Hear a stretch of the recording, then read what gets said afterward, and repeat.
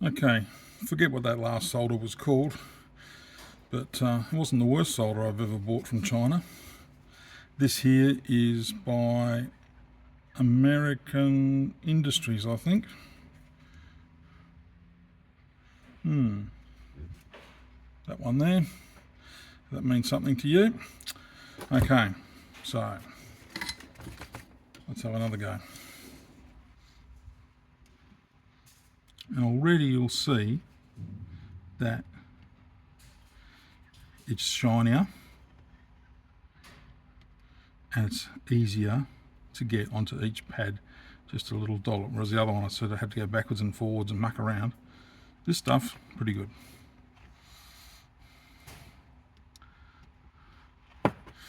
And you'll probably breaking a lot of rules here. If you can see the size of that tip, it's pretty rubbish, but for this purpose it's fine. We are really just dragging. Make sure we get a little bit of solder on each pad.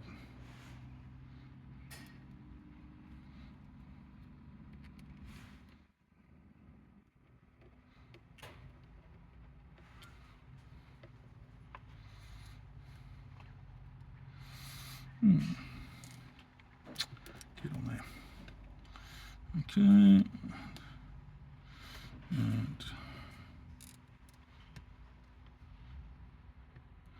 I do like these big tips for a number of reasons. One is 1206 part on here.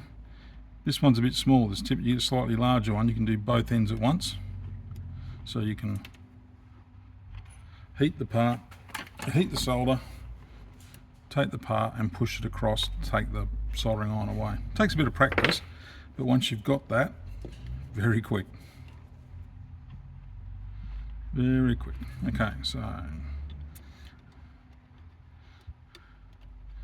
think you'll see the obvious difference between the good solder and the, look at that, I mean that's chalk and cheese here to here, but that's the benefit of good solder. So if you're having trouble, yeah, might be time to look at the quality of the solder you're using.